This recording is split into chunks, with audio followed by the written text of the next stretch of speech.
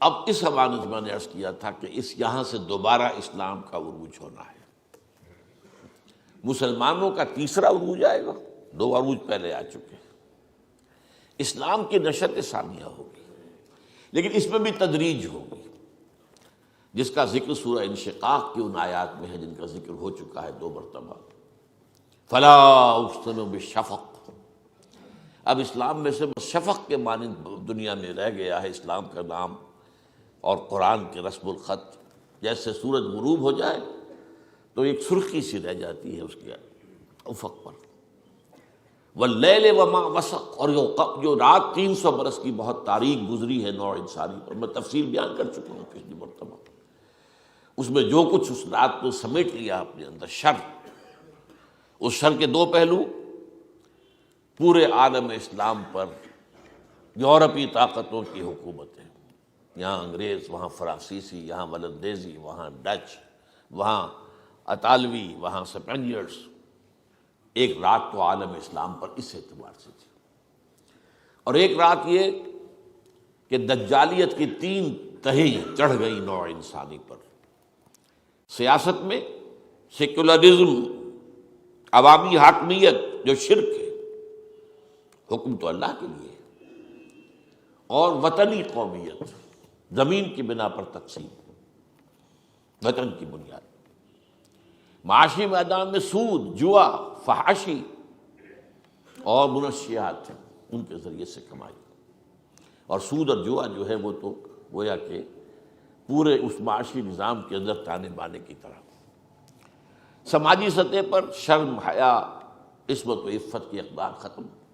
اگرچہ اس معاملے میں ابھی عالم اسلام پر دجالیت کو اس اعتبار سے کوئی غلبہ پورا حاصل نہیں ہوا ہے، اس کے لیے جد و جہد بہت تیزی سے ہو رہی ہے. لیکن یہ ہے کہ یہ رات ختم ہونی ہے. اس کے بعد فرمایا والقمر اذا اتسق. اور چاند جب کہ وہ رفتہ رفتہ پورا ہو جاتا ہے. اب جو آئے گا اسلام، ظاہر بات ہے کہ وہ حضور کی بعثت جو تھی وہ تو خورشید کے مانند تھی. اب جو آئے گا وہ چاند کے مانند ہوگا، لیکن یہ چاند بھی رفتہ رفتہ رفتہ رفتہ والقمر اذا اتسق پورا ہوگا. اور اس کو فرما دیا آگے واضح طور پر لترکبن طبقا عن طبق. درجہ بدرجہ ہی اٹھو گے، ایک دم نہیں. وہ کام نہیں ہو سکتا کہ حضور نے 23 برس میں عظیم انقلاب برپا کر دیا. یہ حضور کا خاصہ تھا، یہ بات تو اب دوبارہ نہیں آ سکتی، لیکن ہونا ہے. لیکن درجہ بدرجہ کئی نسلوں میں ہو جائے گا. پھر پچھلی مرتبہ میں نے واضح کیا کہ اس وقت جو سول سپریم پاور آن ارتھ ہے اور اس کو جو کنٹرول کر رہے ہیں زائنسٹ، یہودی بھی اور عیسائی بھی، ان کے نقشے کیا ہیں، وہ چاہتے کیا ہیں، میں ان کو دہراؤں گا نہیں اس وقت. اور خاص طور پر افغانستان اور پاکستان کے بارے میں ان کی کیا پلاننگز ہیں، یہ تفصیل سے میں بیان کر چکا ہوں. آخری بات میری کیا تھی کہ یہ تو ان کے عزائم ہیں، یہ ان کے نقشے. ہوگا کیا یہ اللہ کے علم ہے. آج کا میرا موضوع یہ ہے، خاص طور پر پاکستان کے حوالے سے. ہوگا کیا؟ اب سمجھ لیجئے کہ مستقبل کے بارے میں ہمارے سامنے 2 چیزیں تو وہ ہیں جو یقینی ہیں. بالکل قیامت آنی ہے، یقینی ہے، یہ ہمارے ایمان کا حصہ ہے. یہ دنیا ہمیشہ رہنے والی نہیں ہے، یہ ختم ہوگی. یہ پہاڑ جو ہیں بھربھراتے ہوئے ریت بن جائیں گے، یہ پوری زمین کھینچ لی جائے گی. تمام نوع انسانی جو آدم سے لے کر آخری وقت تک پیدا ہوئی ہوگی دنیا میں زندہ کی جائے گی. یہ تو ہونا ہے، قیامت ہے. قرآن مجید میں سب سے زیادہ جس چیز کا ذکر ہے وہ قیامت ہے. اس سے پہلے ایک اور یقینی بات ہے جس کا ذکر صریحاً احادیث میں ہے، اشارتاً قرآن میں بھی ہے، لیکن اس کی بھی تفصیل میں نہیں جاؤں گا اس وقت. اور وہ کیا ہے کہ قیامت سے قبل پوری دنیا میں اسلام کا غلبہ ہوگا. یہ چاند لازماً پورا ہو جائے گا، 14ویں کے چاند کے مانند ہوگا. والقمر اذا اتسق لترکبن طبقا عن طبق. یہ درجہ بدرجہ ترقی کرتے ہوئے تجدیدی مسائل جو ہیں اسلام کی، وہ بالآخر اس مقام تک پہنچیں گی کہ پوری دنیا میں خلافت علی منہاج النبوت کا نظام قائم ہو جائے. اب ہوگا کب اور کیسے، اس کے بارے میں بات کر لیں۔ یقین کے ساتھ ہم نہیں کہہ سکتے، لیکن میرے خیال میں اینڈ ٹائمز کے بارے میں جو احادیث کے اندر جو پیشین گوئیاں آئی ہیں، اور دنیا میں آج کل کرسچین ورلڈ میں بھی اور جیوز کے ہاں بھی اینڈ ٹائمز، یہ یقین کے ساتھ کہا جا رہا ہے کہ اب ہم اس کرۂ ارضی پر جو حیات انسانی ہے اس کی آخری دور کو پہنچ گئے ہیں، اسی میں اس وقت سانس لے رہے ہیں۔ اسی لیے اینڈ ٹائمز، آخری زمانہ، یہ تقریباً مسلمان علماء اور دانشوروں کے مابین، عیسائیوں اور یہودیوں کے مابین متفق علیہ۔ یہ جو اینڈ ٹائمز ہیں، ان کے ضمن میں بہت سی پیشین گوئیاں ہمارے ہاں جیسا کہ میں نے کہا موجود ہیں، لیکن ظاہر بات ہے کہ اس میں جو خلافت علی منہاج النبوت کا نظام آئے گا وہ پہلے کسی ایک ملک میں قائم ہوگا، بیک وقت تو پوری دنیا میں نہیں ہو سکتا۔ اگر بیک وقت پوری دنیا میں ہو سکتا تو حضور کے دست مبارک سے ہو جاتا۔ جب وہ معجزہ ہو گیا کہ 23 برس میں ہو گیا تو پوری دنیا میں بھی ہو سکتا تھا، لیکن نہیں، اس کو اللہ نے رکھا ہے مستقبل کے لیے۔ ابھی یہ چیز اللہ نے رکھی ہوئی ہے، اس کی مشیت ہے، اس کی اپنی پلاننگ ہے۔ وہ کہاں سے شروع ہوگا؟ اب یہاں سے میری بات آ رہی ہے پاکستان کے بارے میں۔ اس پاکستان کے ساتھ ہمارا جو تعلق ہے اس کو یوں سمجھ لیجئے، ایک تو یہ بھی ہے کہ وطن ہے ہمارا، حب الوطن من الایمان، حضور نے بھی فرمایا ہے، وطن کی محبت بھی ایمان میں شامل ہے۔ ظاہر بات ہے اپنے اعزاء و اقارب کی محبت بھی شامل ہے ایمان میں۔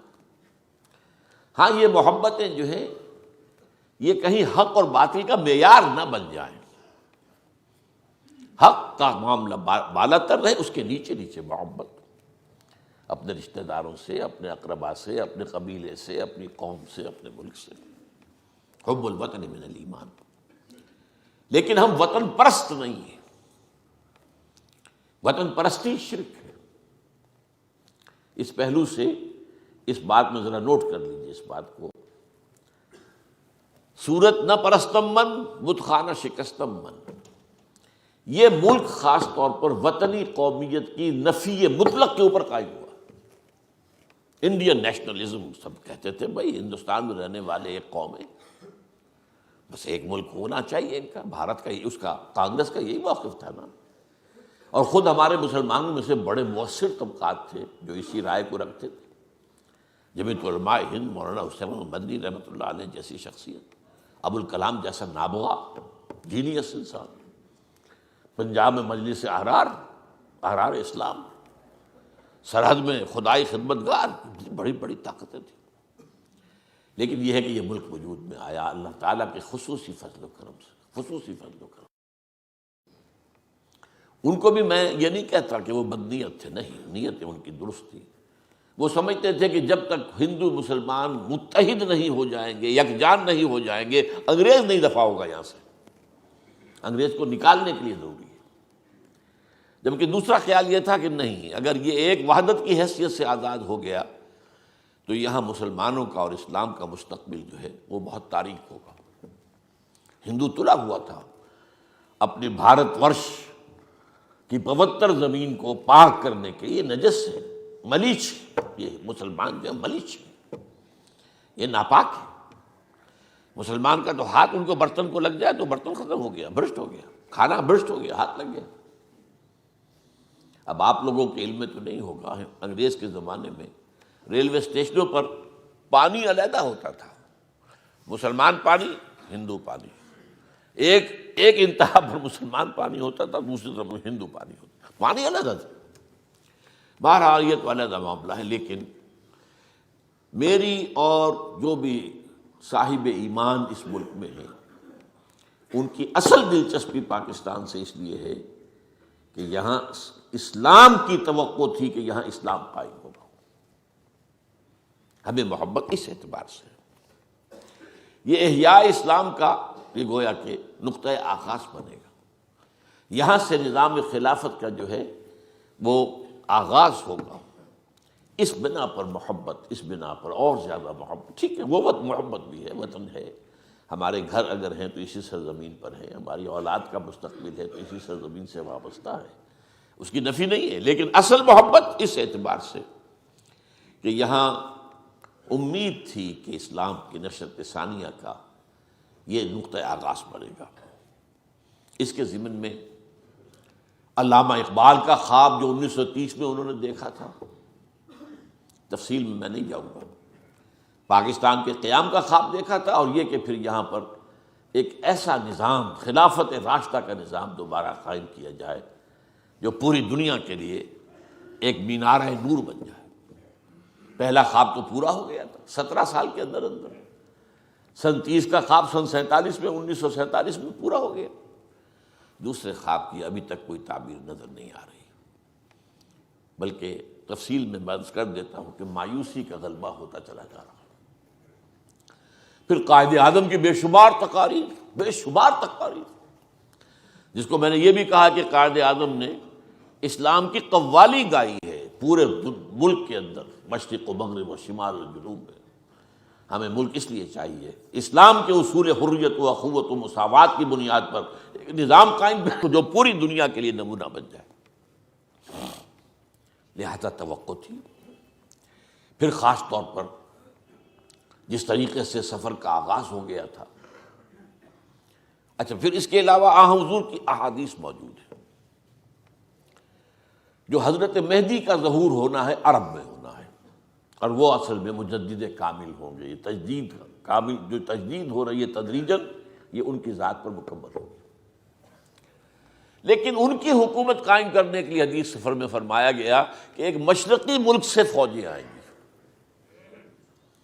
جہاں تک میں سمجھاؤں اس حدیث سے وہ یہ ہے کہ عرب تو کھوکھلے ہو چکے ہوں گے، عربوں کو جیسا کہ میں بتا چکا 1258 سے، یعنی یوں سمجھیے کہ 700 برس سے زائد ہو گئے ہیں، 750 برس، کہ وہ امت مسلمہ کی اب قیادت ان کے پاس نہیں ہے۔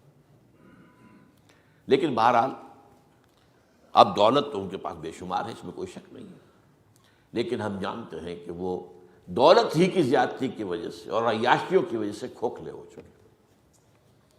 لہذا اگرچہ حضرت مہدی کا ظہور ہوگا عرب میں، لیکن ان کی حکومت کو قائم کرنے کے لیے فوجیں کسی مشرقی ملک سے آئیں گی، اور پاکستان مشرق میں ہے۔ ویسے صرف پاکستان نہیں، افغانستان بھی مشرق میں ہے، پھر بھارت پورا کا پورا مشرق میں ہے۔ حدیث کے الفاظ یہ ہیں، یخرج ناس من المشرق یعطئون للمہدی یعنی سلطان۔ علامہ اقبال کا جو ایک ترانہ تھا، ترانہ ہندی یا ہندوستانی بچوں کا ترانہ، اس میں یہ الفاظ بھی موجود ہیں کہ میرے عرب کو آئی ٹھنڈی ہوا جہاں سے، میرا وطن وہی ہے، میرا وطن وہی ہے۔ اور یہ کب کہا انہوں نے؟ ابھی پاکستان کا تو کوئی وجود نہیں تھا، یہ کوئی حدیث ہے، اگرچہ مجھے اس کا متن ابھی تک مل نہیں سکا۔ لیکن امریکہ میں ایک مرتبہ کچھ عرب طلباء تھے دینی مزاج رکھنے والے، ان سے جب بات، ان کا ہے حدیث ہے، ہم بھی آپ کو حوالہ تو نہیں دے سکتے، حدیث ہے کہ حضور نے فرمایا کہ مجھے ہند کی طرف سے ٹھنڈی ہوا آتی ہے، اور یورپ کے سینے پر مونگ دلنے والا شہر قسطنطنیہ اب بھی موجود ہے، وہ یورپ کے سائے پر ہے، ظاہر بات ہے کہ اس کا حصہ ہے، اور وہ ناسور ہے ان کے سینے میں، عیسائیوں کے سینے میں ناسور ہے۔ اور آتا ہے یہ جو آخری زمانے میں ملاحم جو ہوں گے، قسطنطنیہ مسلمانوں کے ہاتھوں سے نکل جائے گا۔ جب یہ گریٹر اسرائیل قائم ہوگا تو اس کے نتیجے میں بہت سے عرب ممالک ختم ہو جائے گا۔ نقشہ بن رہا ہے، اب تو دنیا میں آ رہے ہیں نقشے، ان کے جو ہے مڈل ایسٹ کا بھی نیا نقشہ بنائیں گے۔ پاکستان کا نیا نقشہ تو ابھی حال ہی میں اخبارات میں آیا، نوائے وقت میں اور نیشن میں، اور یہ سن 6 سے بنا ہوا، آج کا نہیں ہے، یہاں کے اخبارات میں آج آیا ہے، میرے پاس تو سن 6 کا موجود ہے۔ بہرحال یہاں پاکستان کی تحریک چلی اسلام کے نام پر، اور کہیں نہیں۔ صدر ناصر نے بھی انگریز کو اٹھا کر پھینکا میڈیٹرینین میں، تو عرب نیشنلزم پر، اسلام پر نہیں۔ باس پارٹی عرب نیشنلزم، وہ عراق تھا یا شام تھا، باس پارٹی کی حکومتیں رہی ہیں، عرب نیشنلزم، ٹرک نیشنلزم، ملے نیشنلزم، یہ صرف ایک تحریک تھی، تحریک پاکستان، جو اسلام کے نام پر۔ پاکستان کا مطلب کیا؟ لا الہ الا اللہ۔ اب میں تھوڑی سی آپ کو تاریخ بتا دوں۔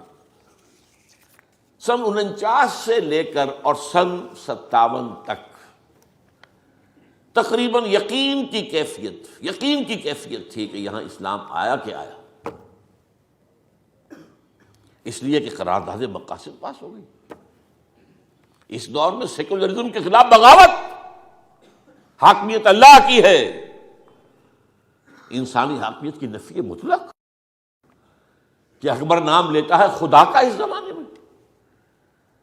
پھر جب یہ کہا گیا کس کا اسلام، شیعہ کا سنی کا، تو تمام مکاتب فقہ جو ہے ان کے ٹاپ کی قیادت نے 22 نکات دے دیے، یہ ہمارے متفق علیہ ہے، بناؤ دستور اس پر۔ بہت اچھا سٹارٹ تھا، تو بہت امید تھی، بہت امید تھی۔ میں بھی ایک ادنا کارکن تھا جماعت اسلامی کا، تو خاص طور پر تحریک اسلامی جو جماعت اسلامی کا ماحول تھا، وہاں تو ایسے محسوس ہوتا تھا گویا کہ بس انقلاب آیا کہ آیا، اب اسلام یہاں آئے گا، تقریباً یقین کے درجے۔ چنانچہ نعیم صدیقی مرحوم جو شاعر تھے، تحریک اسلامی کے شاعر تھے، اور مولانا مودودی کے وہ اولین ساتھی تھے پنجاب میں۔ آپ مولانا مودودی تو حیدرآباد دکن میں تھے، وہاں علامہ اقبال نے دعوت دے کر پنجاب میں بلایا تھا نا، کہ آپ جو ہے اس دکن کی سنگلاخ زمین کو چھوڑے، یہاں ہے سرسبز شاداب زمین، اسلام کے لیے یہ زمین زرخیز، یہ سرخیز۔ تو بہرحال اس وقت وہ نعیم صدیقی صاحب ان سے منسلک ہوئے، جب کبھی جماعت قائم بھی نہیں ہوئی تھی، جو 1938 کی بات ہے، جماعت تو قائم ہوئی 1941 کے اندر۔ اور ان کا یہ شعر تھا، اب پڑھا کرتے تھے اس کو، بول شہر نظام اسلامی کیا تیرے سقف و بام کہتے ہیں، تیرے در پر کھڑے تیرے والی آج تجھ کو سلام کہتے ہیں۔ گویا کہ نظام اسلامی کے شہر کے دروازے پر ہم کھڑے تھے، دستک دے رہے تھے، بول شہر نظام اسلامی کیا تیرے سقف و بام کہتے ہیں، تیرے در پر کھڑے تیرے والی آج تجھ کو سلام کہتے ہیں۔ لیکن سن 58 میں ایک دم ایسا پلٹا ہے معاملہ، 56 میں دستور اسلامی بن گیا، اور اب انتخابات ہونے والے تھے۔ یہ جو شیطانی عنصر ہے دنیا کا، ابلیس لعین، اور اس کے بعد یہودی، اس کے اعلی کار، اور اس کا سب سے بڑا اعلی کار امریکہ، یہ رکھیے ذہن میں۔ اوپر عزازیل، ہاں کیا ہوا، ایوب خان کو بلایا گیا، اس کی پیٹھ تھپکی، اس نے آ کر دستوریہ بھی لپیٹ لی، دستور بھی ختم کر دیا، مارشل لا نافذ کر دیا۔ اس کے بعد جو تاریک رات پاکستان پر آئی، بڑی مایوسیاں، کچھ بڑی مشکل سے کچھ امید ہوتی تھی، لیکن معلوم ہوتا تھا کہ سارے خواب پریشان ہو رہے ہیں۔ پھر آئلی قوانین آئے، سب نے کہا کہ یہ خیر اسلامی نافذ ہو رہے ہیں۔ بھارت میں مسلمانوں نے آئلی قوانین مسلمانوں کے جو اپنے ان میں دخل دینے کی اجازت نہیں دی، آئلی قوانین کو انگریز نے نہیں چھیڑا تھا، اور ایوب خان نے چھیڑا اور بنائے رہے قائم۔ اس وقت کے حالات ہمارے ایسے تھے، انہی نعیم صدیقی صاحب کا شعر سنا رہا ہوں، اے آندھیو سنبھل کے چلو اس دیار میں، امید کے چراغ جلائے ہوئے ہیں ہم، یہاں تو ہماری امید کے دیا جل رہے ہیں، آندھیو ذرا سنبھل کے چلو، یہ چراغ بجھ نہ جائے۔ بلکہ ایک نہایت تلخ شعر کہا تھا کوثر نیازی صاحب، بعد میں تو جو بھی ان کی کا معاملہ رہا میں اس کو زیر بحث نہیں لانا چاہتا، اس وقت وہ بھی جماعت اسلامی میں تھے، وہ بڑے تیز کارکن تھے، انہوں نے تو اس قدر تلخ شعر کہا تھا کہ اسلام کو اگر تیری فضا راس نہ آئے، اے میرے وطن تجھ کو کوئی آگ لگائے۔ وہ جو بات میں نے کہی تھی کہ ہمیں پاکستان سے اصل محبت اس لیے، ہاں وطن ہونے کی حیثیت سے بھی ہے، فطری محبت ہے، اصل جو ہے ہماری نگاہ میں قدر و قیمت وہ تو یہ ہے کہ اسلام کی نشست ثانیہ کے گہوارہ بنے گا۔ البتہ اس کے بعد سن 58 سے لے کر سن 85 تک کے معاملات تو یہی رہے، بہت مایوسی، بہت مایوسی، بڑھتی ہوئی مایوسی۔ وہ مایوسی اسی اعتبار سے تھی کہ اسلام کے آنے کی امید جو ہے وہ دم توڑ رہی ہے، اگرچہ اس وقت تک پاکستان کے وجود کے بارے میں کوئی مایوسی شروع نہیں ہوئی تھی، یہ ملک رہے گا ہی نہیں۔ سن 85 میں مجھے ایک خیال آیا، اور وہ خیال کیا تھا کہ بنی اسرائیل کی تاریخ کا یہ واقعہ ہمارے سامنے ہے، قرآن مجید میں ہے، سورہ مائدہ میں۔ وہ جب آزاد ہوئے فرعونیوں کی غلامی سے اور مصر سے نکل کر آ گئے، اب انہیں حکم ہوا جنگ کا، جیسے حضور اور صحابہ مکے سے مدینے آئے تو پھر جنگ کا دور شروع ہوا۔ اب جو انہیں جنگ کا حکم دیا گیا تو پوری قوم نے کوڑا جواب دے دیا،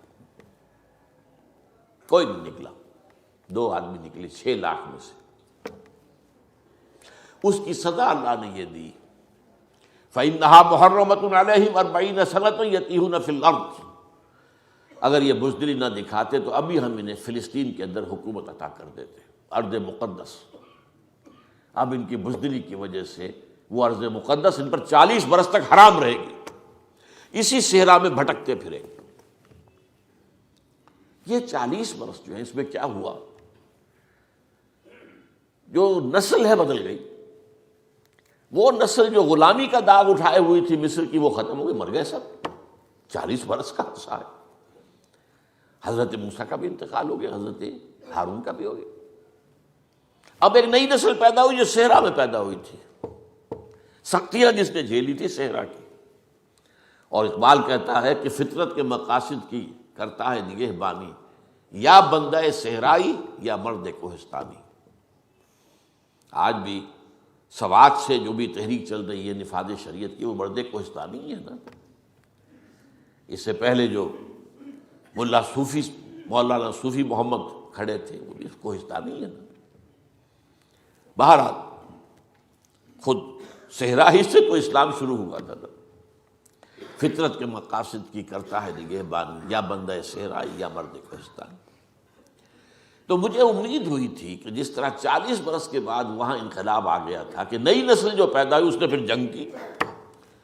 حضرت موسیٰ علیہ السلام کے جو خلیفہ ہوئے یوشع ابن نون علیہ السلام نبی تھے، ان کی سرکردگی میں انہوں نے جنگ کی، اور پھر ان کے نتیجے میں فلسطین میں ان کی حکومت قائم ہو گئی۔ تو مجھے خیال ہوا ہمیں بھی 40 برس ہو گئے ہیں آزاد ہوئے، اور ہم بھٹک رہے ہیں، یہ صحرائی میں بھٹک رہے ہیں۔ ہمارا اسلام کی طرف کوئی پیش قدمی کا معاملہ فیصلہ کن نہیں ہو رہا، بلکہ مایوسی ہو۔ لیکن کیا ہے، جب کہ اب نئی نسل اٹھ کر آ گئی ہے تو شاید کہ حالات ہمارے بھی بدل جائیں، جیسے کہ بنی اسرائیل کے بدل گئے تھے۔ معلوم ہوا کہ نہیں، کوئی امید نہیں ہوئی، اس نئی نسل سے بھی کوئی توقع نہیں ہوئی۔ اس نئی نسل میں بھی مغرب، ہاں ٹھیک ہے، بہت سی تعداد کے اندر مذہبی لوگ بھی ان میں سے ہیں اب نئی نسل میں سے، لیکن ان کا تصور بھی مذہب کا ہے، دین کا انقلابی تصور موجود نہیں، دین کو قائم کرنے کی جدوجہد وہ سامنے نہیں۔ بہرحال اس کے دوران میں بھی یہی ہوتا رہا کہ کچھ بین الخوف والرجا جو آتا ہے حدیث میں، کہ خوف اور رجا کے درمیان ایک بندہ مومن کا مقام رہتا ہے، اللہ کے محاسبے کا خوف بھی رہے اور اللہ کی مغفرت کی امید بھی رہے۔ یہ دونوں چیزیں بیک وقت رہنی چاہیے، بیلنسڈ۔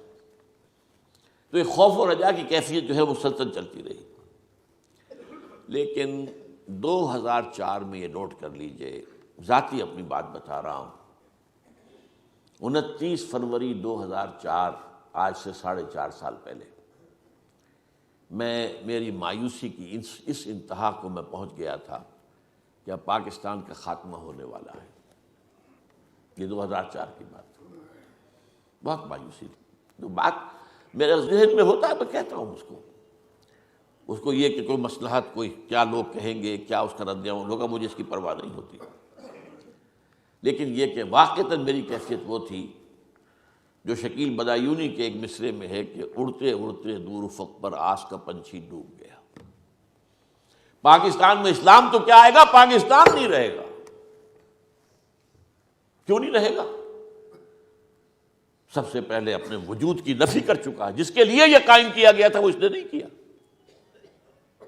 آئیڈیولوجیکل سٹیٹ کی حیثیت سے آیا تھا یہ کوئی نسلی ریاست نہیں تھی، یہ کوئی لسانی ریاست نہیں تھی، یہ کوئی وطنی ریاست نہیں تھی۔ وطنیت کی تو نفی کر کے ہم نے ملک بنایا تھا۔ آئیڈیالوجی اسلام وہ کہاں ہے؟ کہیں بھی نہیں۔ مذہب اسلام ہے، مذہب اسلام تو ہندوستان میں بھی ہے، پھر کاہے کو لاکھوں جانیں دے کر یہ تقسیم کروائی گئی، کاہے کے لیے؟ مسجدیں تو وہاں بھی ہیں، مسجدیں تو امریکہ میں بن رہی، لیکن وہ اسلام کا نظام، وہ عدل اجتماعی کا نظام، اصول حریت و اخوت و مساوات کا وہ کام ہے۔ اس میں اس مایوسی میں کچھ تھوڑی سی کمی آئی پچھلے سال کے 9 مارچ کے بعد کے حالات و واقعات سے، جب جسٹس افتخار محمد چودھری کھڑے ہو گئے ڈٹ کر، آمریت کے خلاف ایک شخص نے ہمت دکھائی جو ہماری پوری عدلیہ کی تاریخ میں اس کے کوئی مثال نہیں۔ پھر اس کے بعد جو وہ خلا کی تحریک چلی، میں حیران ہوا، اس کے کوئی سیاسی پس منظر نہیں ہے، کوئی سیاسی عزائم نہیں ہے۔ پھر یہ ہمارے ہاں کے عام جن کو ہم کہتے ہیں اسٹریٹ ارچنز نہیں ہے، یہ کوئی وہ گامے ماجھے نہیں ہے، یہ پڑھے لکھے لوگ، مڈل کلاس، اور جتنی سختیاں انہوں نے جھیلی تو معلوم ہوا کہ جہاں تو کچھ ہے۔ میں صاف عرض کر رہا ہوں، مجھے محسوس ہوا کہ شاید ہم سے کوتاہی ہوئی ہے کہ ہم نے اس ملک کے پڑھے لکھے طبقے تک اسلام کے پیغام کو پہنچانے کا شاید حق ادا نہیں کیا۔ آدمی کو دیکھنا چاہیے، اپنا معاملہ بھی دیکھنا چاہیے۔ اس کے بعد جب وہ انتخابات ہوئے، اس کے اندر بھی محسوس ہوا کہ بڑا شدید خطرہ تھا کہ اس میں ظاہر بات ہے ریگنگ ہوگی، یہ تو پاکستان کے انتخابات کا مستقل معاملہ ہے، اور تحریک چلے گی جیسے 1977 میں تحریک چلی تھی بھٹو کے خلاف، وہ انتخابات میں ریگنگ کی وجہ سے تھی نا، اور یہاں تو تحریک پہلے سے موجود تھی، وکلا کی تحریک تو موجود تھی، اس میں تو صرف جو ہے اور تیل ہی ڈالنا تھا نا۔ لیکن یہ کہ اور اس کے بعد اندیشہ کیا تھا، اگر بدامنی یہاں پیدا ہو گئی تو ادھر سے نیٹو فورسز داخل ہو جائیں گی، ادھر سے بھارتی فورس، اور دونوں کو یہ اخباری باتیں ہیں، یہ کوئی ادھر ادھر کی چنڈو خانے کی باتیں نہیں ہیں۔ اخبار میں اطلاع آئی تھی کہ بھارتی فوجوں کو الرٹ کر دیا گیا ہے کہ تیار رہو کہ کسی پڑوسی ملک میں امن کے قیام کے لیے ہمیں داخل ہونا پڑ جائے، جیسے کہ وہ سن 71 میں اپنے قول کے مطابق جیسے وہ مشرقی پاکستان میں داخل ہوئے تھے اور پاکستان کو دولخت کر دیا تھا، ادھر سے نیٹو فورسز تیار تھے۔ ان دو چیزوں سے یہ کچھ امید، کچھ بدی ہے، شاید اللہ تعالیٰ ہمیں ابھی مہلت دے دے، شاید اللہ تعالیٰ کی طرف سے ابھی متاع الی حین، کوئی ایک وقت معین تک کے لیے اللہ مہلت دے دے، تو اس کے ذریعے سے یہ ہے کہ یہاں پر کوئی معاملہ جو ہے خیر کی طرف آگے بڑھ جائے اور بھولا ہوا سبق یاد آ جائے۔ کبھی بھولا ہوا بولی ہوئی منزل بھی یاد آتی ہے راہی کو، اللہ تعالیٰ سے توقع رکھی جائے۔ اس وقت جو صورتحال ہے، فیکٹس آن دی گراؤنڈز کو دیکھیے تو انتہائی مایوسی ہے۔ سب سے پہلی بات تو یہ میں نے بارہا کہا ہے، ہم پر اللہ کا ایک عذاب مسلط ہے منافقت کا، اور وہ کیوں ہے؟ سورہ توبہ میں فرمایا گیا ہے کہ منافقین مدینہ میں ایک خاص قسم ایسے لوگوں کی ہے جنہوں نے اللہ سے وعدہ کیا، اے اللہ ہمیں تو دولت دے دے، ہمیں غنی کر دے، ہم تیری راہ میں صدقہ کریں گے، خیرات کریں گے، نیک ہو جائیں گے۔ وَمِنْهُمْ مَنْ عَاهَدَ اللَّهَ لَئِنْ آتَانَا مِنْ فَضْلِهِ لَنَصَّدَّقَنَّ وَلَنَكُونَنَّ مِنَ الصَّالِحِينَ فَلَمَّا آتَاهُمْ مِنْ فَضْلِهِ، جب اللہ نے انہیں اپنے فضل سے نواز دیا، بخلوا بِهِ، اب بخل سے کام لیا، اب تجوریوں کو تالے لگائے، وَتَوَلَّوْا وَهُمْ مُعْرِضُونَ، اور پیٹھ موڑ لی اور بھول گئے ہم نے وعدہ کیا کیا تھا اللہ سے۔ فَعَاقَبَهُمْ نِفَاقًا فِي قُلُوبِهِمْ، تو سزا کے طور پر ہم نے ان کے دلوں میں نفاق کا روگ پیدا کر دیا۔ آج دنیا کی بڑی تلخ بات کہہ رہا ہوں، منافق ترین قوم مسلمانان پاکستان بحیثیت قوم، افراد بہت عمدہ بھی ہیں، بہت اعلیٰ بھی ہیں، بہت صالح بھی ہیں، خال خال اس قوم میں اب تک نظر آتے ہیں، وہ کرتے ہیں اشک سحر گاہی سے جو ظالم وضو، یہ ابلیس نے کہا علامہ اقبال کے بقول۔ لیکن مجموعی طور پر ایک نفاق کیا ہے؟ نفاق باہمی، اب ایک قوم نہیں رہے ہم، قومیتیں ہیں، Pakhtun nationalism, Baloch nationalism, Sindhi nationalism, Urdu nationalism, جو ایم کیو ایم کا نیشنلزم ہے، اردو نیشنلزم لسانی ہے، سرائکی نیشنلزم۔ ایک قوم ہوتے تو کبھی کا کالا باغ ڈیم بن چکا ہوتا، ایک قوم تو ہے نہیں۔ پھر نمبر 2، نفاق عملی۔ حضور نے فرمایا کہ 3 علامتیں ہیں منافق کی، جب بولے جھوٹ بولے، وعدہ کرے خلاف ورزی کرے، اور اگر اسے امین بنایا جائے تو خیانت کرے۔ یہ تینوں چیزیں آپ دیکھ لیجئے، ہمارے ہاں جو جتنا بڑا ہے اللہ معاف کرے، اتنا ہی بڑا جھوٹا، اتنا ہی بڑا وعدہ خلاف، اتنا ہی بڑا غبن کرنے والا۔ اب تو بلینز کے غبن ہوتے ہیں، بلینز کے غبن۔ اس ملک کو لوٹ لیا گیا ہے، اس کا خون چوس کر کہاں جا کر جمع کر دیا گیا ہے۔ امریکہ میں کتنے کہتے ہیں کہ بلینز جو ہیں وہ وہاں جمع ہیں، اس پاکستان کی دولت کی۔ کس نے کیا یہ؟ کیا کوئی ہمارے دشمنوں نے آ کر کیا ہے؟ اسی قوم نے کیا ہے۔ تو بحیثیت مجموعی ہمارے اخلاق کا دیوالہ نکل چکا ہے، اور اس کا سب سے بڑا مظہر اس وقت کیا ہے؟ اسلامی جمہوریہ پاکستان کے صدر وہ شخص جو کہتے ہیں وعدے کی کیا بات ہوتی ہے، یہ کوئی قرآن اور حدیث ہوتے؟ کہہ رہا ہے وعدہ خلافی کرنا اور ہے، اور یہ بات کہنا یہ تو اس کے کیا، اور کون ہے وہ شخص؟ اور ظاہر بات ہے حدیث حضور کی یہ ہے، وہ اس ایک شخص کو نہ سمجھیے، یہ ہماری قوم کا وصف ہے اس وقت۔ حضور نے فرمایا اعمالکم اموالکم، تمہارے اپنے عمل تم پر حاکم ہو جاتے ہیں۔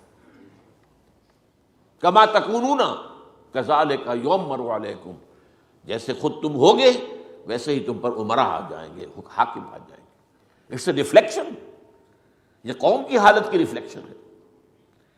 سیاسی اعتبار سے ہمارا دوسرا بڑا شخص نواز شریف، اور اس نے جھوٹ کی انتہا کی۔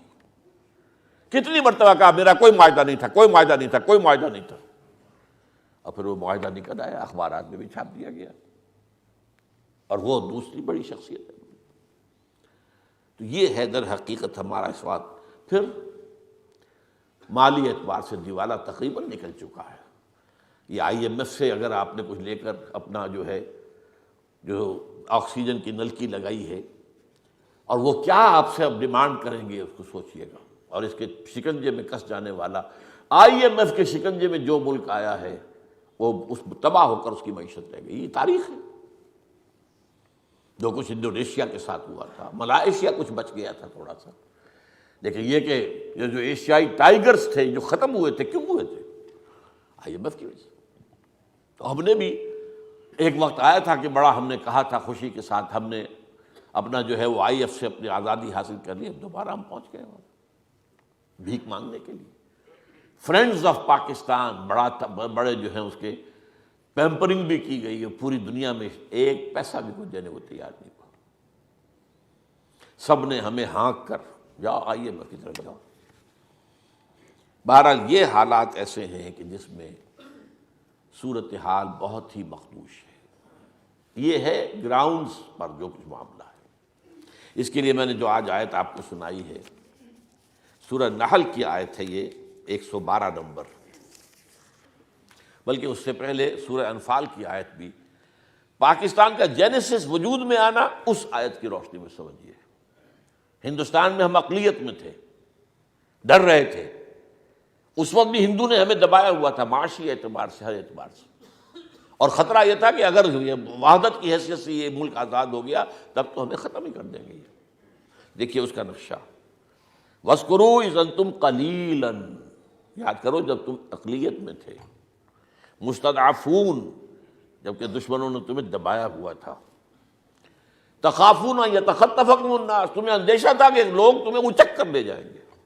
یہ ہے پورا پس منظر تحریک پاکستان کا۔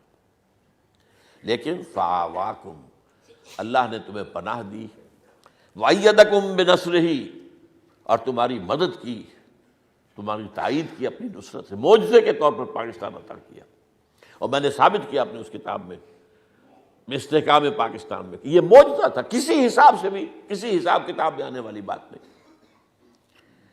برزقکم من الطیبات لعلکم تشکرون، اور ہم نے طیبات پاکیزہ چیزوں سے تمہیں روزی عطا کی تاکہ تم شکر کرو۔ یہ تو ہے پاکستان کا آغاز، اور اب کی حالت کیا ہے؟